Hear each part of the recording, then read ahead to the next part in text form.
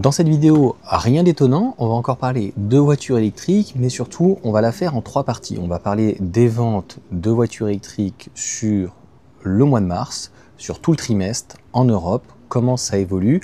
Je vous mettrai l'article au départ donc d'Automobile Prof, donc ça sera cette première partie en intro.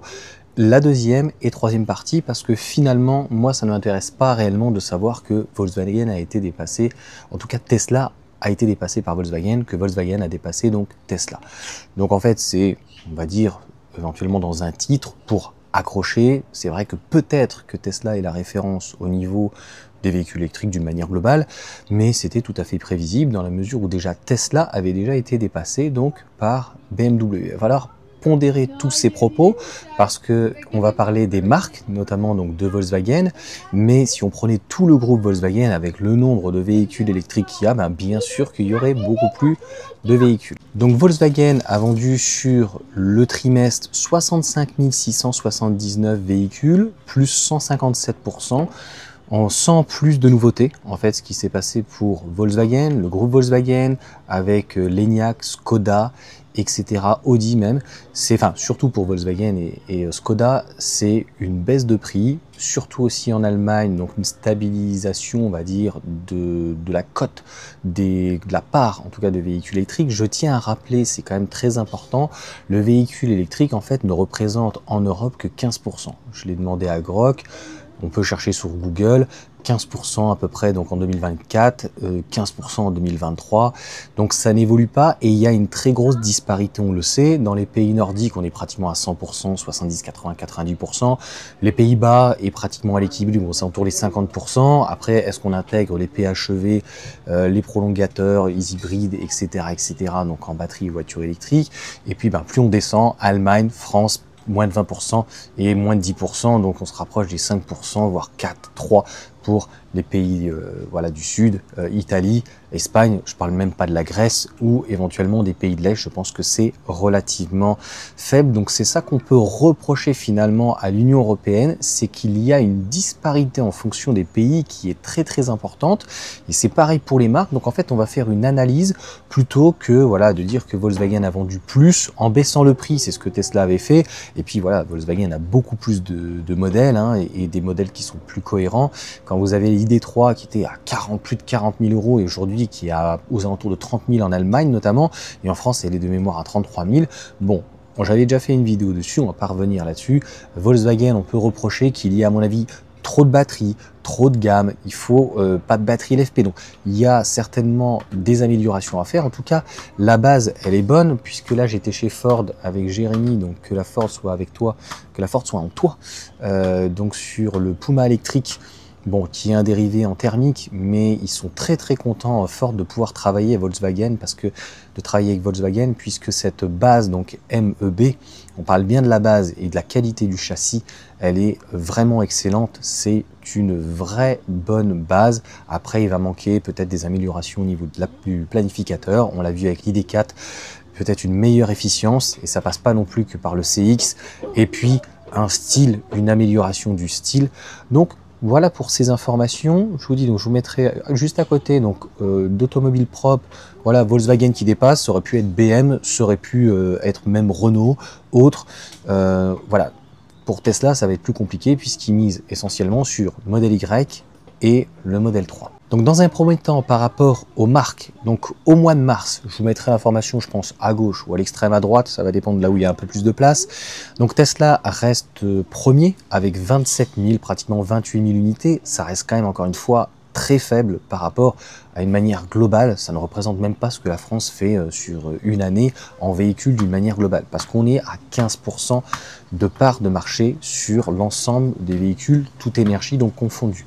Une baisse de 30%, on refera un point dessus. Volkswagen plus 118%, donc j'avais déjà préparé la vidéo dans la voiture, etc. et je voulais la reconstruire et on verra, c'est ce que je pensais. ID3 a bien marché, ID4 et surtout ID7 qui a explosé, parce qu'ils ont décidé à baisser le prix, parce que malheureusement c'était trop cher, c'est souvent une question de prix. Audi qui a explosé, a priori avec le Q6, donc c'est plutôt pas mal. Renault qui est vraiment très bien, donc qui a explosé avec la R5, Skoda, donc l'Enyaq et bien sûr le L-Rock qui va encore une fois donc exploser. Mercedes qui est stable, mais je pense qu'il risque d'exploser donc l'année prochaine grâce à sa nouvelle plateforme et qui devra arriver avec 5 véhicules. Donc le premier étant une berline CLA, donc qui sera plus cher qu'une Tesla, mais qui proposera peut-être une qualité, en tout cas autre chose différente. Dans tous les cas, plus il y aura de véhicules et plus ça va étoffer. Pour autant, on le voit bien qu'il n'y a jamais eu autant de véhicules électriques et finalement, ça n'augmente pas au niveau des parts.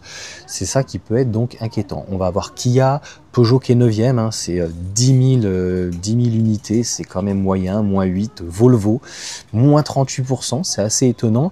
Hyundai qui fait plus 19% avec 8500 unités, BYD qui est 12e donc pour le mois de mars, Cupra, Ford qui est plutôt bien, Opel, Citroën, Mini, Polestar, MG, donc le deuxième donc chinois, Porsche, Toyota, Dacia, Fiat, Nissan, Xpeng. Voilà, Xpeng part de très très loin, donc avec 1412 unités, vu qu'ils étaient à 0, ils sont à plus de 211%, donc c'est une tendance, c'est normal qu'elle soit à la hausse. Il faudra voir en fait d'ici 1 ou 2 ans. C'est impossible aujourd'hui de savoir. Donc les gens qui sont dans le fanatisme, bah, je suis désolé pour vous.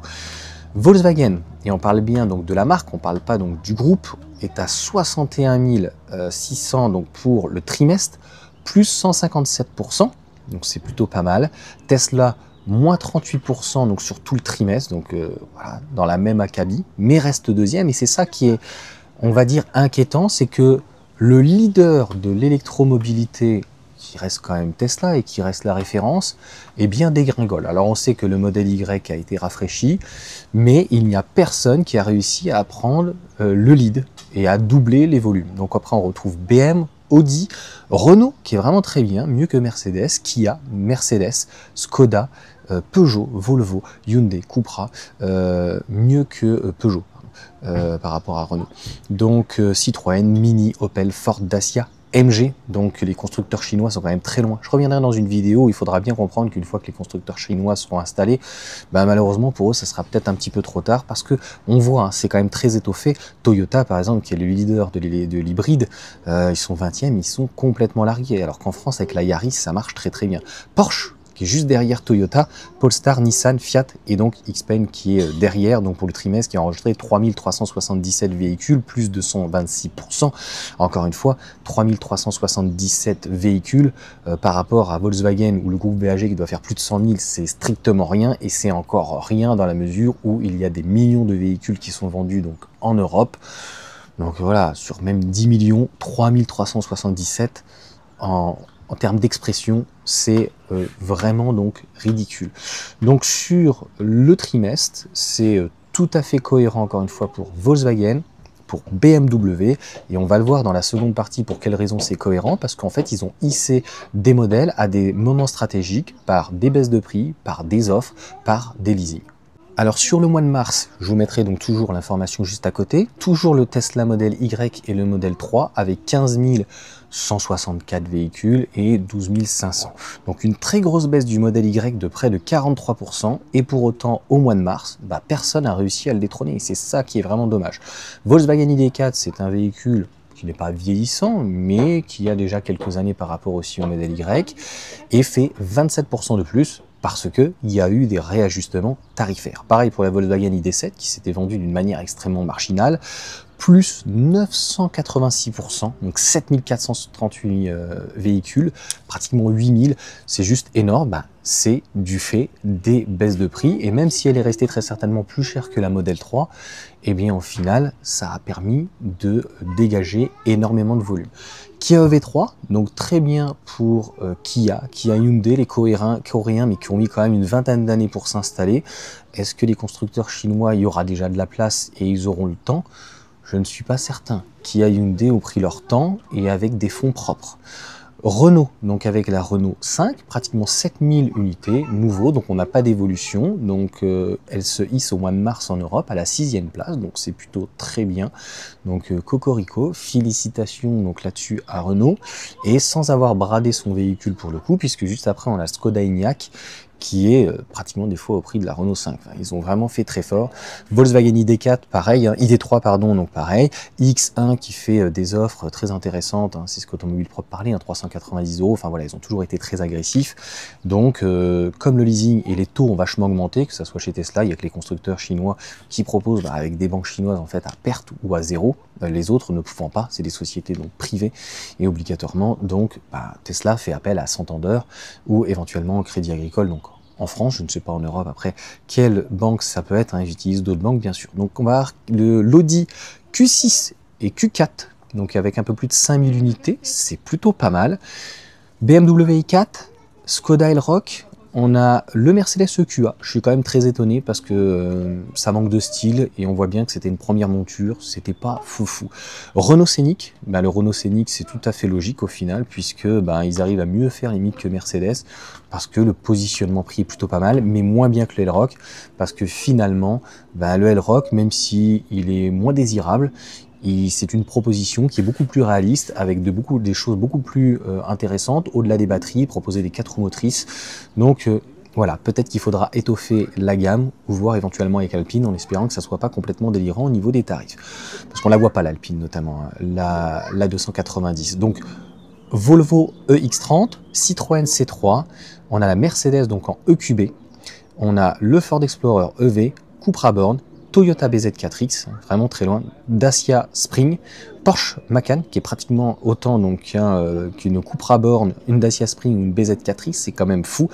Le Cupra Tavascan, Cupra qui est quand même très cher, donc il se retrouve très relayé par rapport à Volkswagen, qui essaye d'être agressif, et par rapport à Skoda, et puis Volvo, donc un peu mi-figue mi-raisin, donc Volvo, le EX40, il faudra attendre, je pense, la prochaine monture. Sur le trimestre, et je pense que le trimestre se fera exactement comme ça, avec le deuxième, troisième, quatrième, parce qu'il n'y aura pas énormément d'évolution, donc il y aura peut-être des changements au niveau du tableau. Le modèle Y reste quand même premier avec moins 49%, donc voilà, vous aurez les informations juste à côté, pratiquement 50% en moins. Donc personne n'a réussi à le détrôner, donc le véhicule, et c'est tout à fait logique au-delà donc de la politique, c'est surtout que le véhicule était en renouvellement et donc il s'est vendu que de l'ancien modèle. Et on sait que Tesla cherche donc à refinancer, il faut garder et conserver des marges, donc est-ce que ça passera par des véhicules plus abordables, plus low cost, compacts? Mais ça on y reviendra dans une autre vidéo. Tesla Model Y, Tesla Model 3 et finalement Volkswagen ID4, ID7 juste derrière, c'est tout à fait logique puisque Volkswagen en fait a commencé à brader ses tarifs. Ils n'ont pas de très grosse marge non plus, mais ils ne vendent pas à perte contrairement aux constructeurs donc chinois.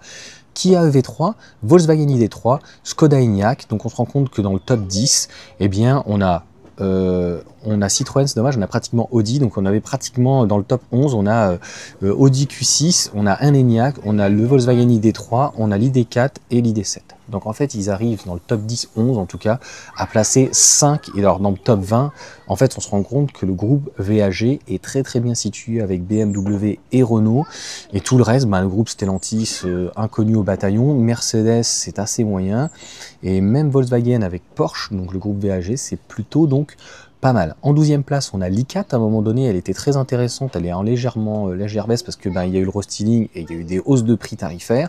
Il y a le X30, malheureusement, oui, moins 14%, donc le rapport qualité-prix, je pense que malheureusement, il n'est pas. Ce qui est étonnant, c'est que son homologue Smart numéro 1, numéro 3 et la numéro 5 qui arrivera par la suite, Geely a beaucoup de mal en Europe.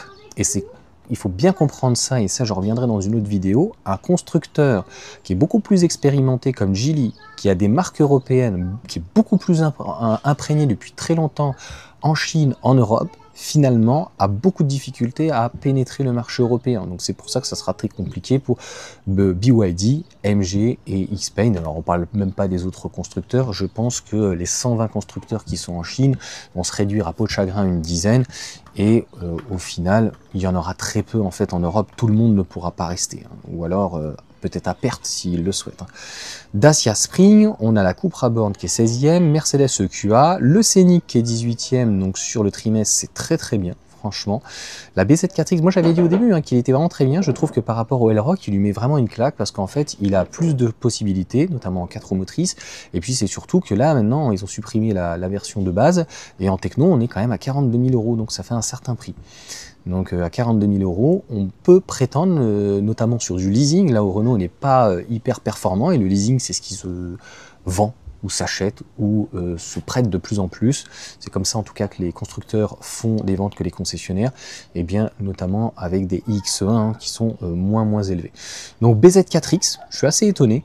Donc avec plus 24%, on le sait que dans le nord de l'Europe, ça se vend très bien, parce que certainement en 4 roues motrices, et c'est vrai qu'ils étaient de mémoire à 35 000, au départ c'était complètement délirant à pratiquement 50 000. Le EQB, le Explorer EV, et donc on retrouve voilà Hyundai Kona, le Macan, le Tavascan et le EX40. Donc finalement, on se rend compte que ce qui a été vendu au mois de mars correspond pratiquement à ce qui a été vendu sur le trimestre, et ça va continuer. Donc une progression certainement du L-Rock, une progression d'autres constructeurs, mais essentiellement européens. On voit que pour les constructeurs chinois, je pense que ça va être compliqué.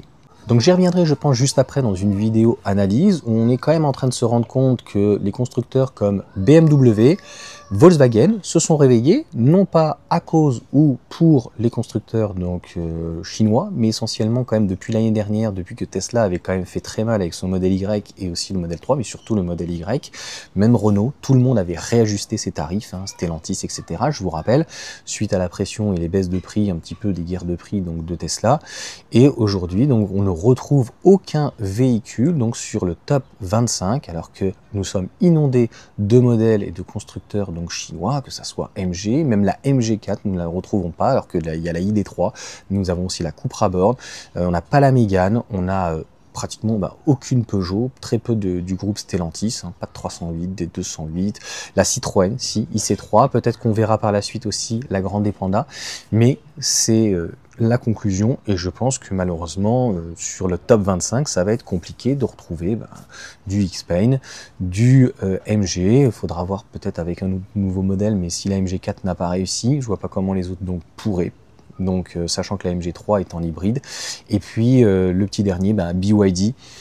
Pour le moment, d'une manière globale, la mayonnaise ne prend pas. Ils arrivent à rentrer donc dans le top 25 au niveau donc des marques, vous l'avez bien vu, c'est en cumulant en fait le nombre de modèles. Mais pour le reste, quand vous regardez par exemple ce qui se fait très bien en Chine, une Atto 3, alors c'est encore pire sur une Seal, au final, à quelques milliers d'euros près, des fois, même des fois pour moins cher avec des aides de l'État éventuellement, le L-Rock, il n'est pas très loin. Alors aujourd'hui, l'Allemagne, il n'y a plus d'aide, il n'y a plus de subventions. Les groupes comme Volkswagen et autres, de toute manière, Mercedes et autres, donc, sont privés et fonctionnent sur leurs fonds propres. Pareil pour au niveau des crédits, des leasing. Si BMW en fait est très attractif, c'est parce qu'ils ont des montages financiers, et ce n'est pas parce que derrière en fait ils sont soutenus au niveau donc de leur état. Il n'y a que pratiquement encore en France où il y a des aides, ça devrait donc s'arrêter, donc on ne pourra pas dire que la voiture électrique, en tout cas en Europe, est réellement sollicitée ou aidée. Les seules aides qui restent, c'est au niveau chinois, et peut-être que oui, c'est tout à fait normal donc de les taxer, à moins qu'ils viennent réellement donc fabriquer en Europe. Après on verra, ça sera dans une autre vidéo, ça sera peut-être pas si facile que ça. En tout cas, on est en 2025, je ne sais pas ce qui ça donnera en 2035 d'ici 10 ans, mais arriver déjà à 50% de voitures électriques en 10 ans, ça sera déjà très bien. 100%, ça me semble compliqué. Et puis là, les constructeurs maintenant historiques sont tellement vraiment installés. Ford arrive aussi avec des modèles intéressants. Geely, chinois, donc propose avec Volvo, Smart, etc. pas mal de modèles. BMW va arriver aussi avec des modèles donc revus avec sa base Neue Class. Pareil sur la plateforme donc MMA. Donc je vois pas comment en fait un nouveau constructeur ou des nouveaux constructeurs inconnus vont pouvoir se frayer un chemin comme ça du jour au lendemain, peut-être dans 10 ans, peut-être dans 20 ans. Vous avez eu le temps que ça a pris pour Hyundai et donc Kia, et même s'il y a une montée en gamme ou autre, eh bien ça se fait encore une fois pas du jour au lendemain. Sachant qu'encore une fois, notre marché est extrêmement concurrentiel, et on l'a bien vu, notamment avec BMW et Volkswagen, ils ont bel et bien décidé de ne pas laisser la part belle au moins aux constructeurs chinois. Parce que concrètement, pour le moment, Tesla reste leader avec son modèle Y et son modèle 3. C'est pour ça que, imaginez une Tesla compacte à 30 000 €, on sait très bien, ça plierait le game. Je pense que même Tesla, en vendant moins de modèle Y à Berlin, enfin en tout cas en produisant 200 000 à peu près unités, aujourd'hui, comme l'agrandissement n'est pas encore fini, pour arriver à 1 million d'unités, eh bien, une compacte 300 000 unités par an, je ne suis pas sûr qu'ils arriveraient à répondre à la demande, je pense, tellement il y a quand même une attente. Preuve que de toute façon, les gens, la politique, les polémiques ou les idéologies dans l'ensemble, les gens s'en fichent complètement. Ce qui est le nerf de la guerre, c'est de proposer un véhicule qui soit polyvalent, qui réponde à une demande. Et en plus, s'il est fabriqué donc en Europe, en Allemagne, à pratiquement donc 100%, eh bien, ça sera parfait. La seule chose qui va nous manquer, on voit bien que tous ces constructeurs, en fait, proposent des batteries qui viennent essentiellement de Chine, ou qui travaillent avec LG et BYD de temps en temps, mais surtout CATL. Voilà pour cette vidéo d'analyse. Vous me direz ce que vous en pensez. Pour moi, deuxième, troisième, quatrième trimestre sera dans la même acabit. Pas plus de 15% de part de marché, les Tesla qui resteront certainement sur le haut du panier, bouleversés un petit peu par Volkswagen, BMW, Renault qui est vraiment juste derrière, et après pour le reste, c'est on va dire un peu loin, un peu en retard, ça se maintient et il faudra voir comment évoluent les constructeurs chinois, mais ils vont pas pouvoir durer donc très longtemps comme ça, à faire finalement sur une année 10 000 ventes, c'est quand même très peu. Donc il faudra voir en tout cas dans le temps comment ça va évoluer, parce que au niveau des constructeurs chinois, je ne sais pas, comme MG par exemple, ou même BYD, combien de temps ils vont pouvoir donc entretenir des réseaux, des concessionnaires avec des systèmes de franchise qui veulent se développer, et s'il y a peu de volume, parce que à l'inverse, s'ils font beaucoup de publicité, les concessionnaires vont demander en fait un impact au niveau des volumes. C'est tout à fait logique. Donc c'est un peu le serpent qui se mord la queue, faut bien comprendre. Tu développes au maximum, finalement il n'y a pas de vente, donc d'un côté tu as besoin de vendre parce qu'en fait tu as fait beaucoup d'investissements et tu as du stock, et de l'autre côté les concessionnaires, eux, voilà, ils ont fait un emplacement qui est dédié pour la marque et ils ont besoin d'avoir un retour sur investissement, parce que sinon ils préfèrent dans ces cas-là mettre cet emplacement à autre chose. Vous savez qu'aujourd'hui les concessionnaires, c'est vraiment le nerf de la guerre, de placer un produit ça ne les dérange pas, mais s'il se vend peu, dans ces cas-là, tu le vois par exemple avec le groupe Stellantis, ils ont tendance à mettre, voilà, que ça soit au niveau de certains modèles, des fois ils sont même pas dans le showroom, donc comment tu veux en fait vendre un véhicule qui n'est même pas forcément exposé ou qui n'est peut-être pas toujours disponible donc à laisser. Voilà pour cette petite vidéo, n'hésitez pas donc à vous abonner, à mettre un petit pouce, à partager et à me dire ce que vous en pensez. Est-ce que franchement il va y avoir une montée en volume des constructeurs chinois? Est-ce qu'il va y avoir une augmentation de la part? Moi, je ne pense pas, et on va rester en fait sur cette situation. Est-ce que Tesla va rester donc leader avec son modèle Y et modèle 3 toute l'année? Je pense que oui, parce que le modèle 3, de toute façon, aujourd'hui, à mon sens, il est là. Voilà, donc à moins qu'il y ait une augmentation tarifaire, ce qui ne doit pas arriver, concrètement, ça restera dans le même esprit.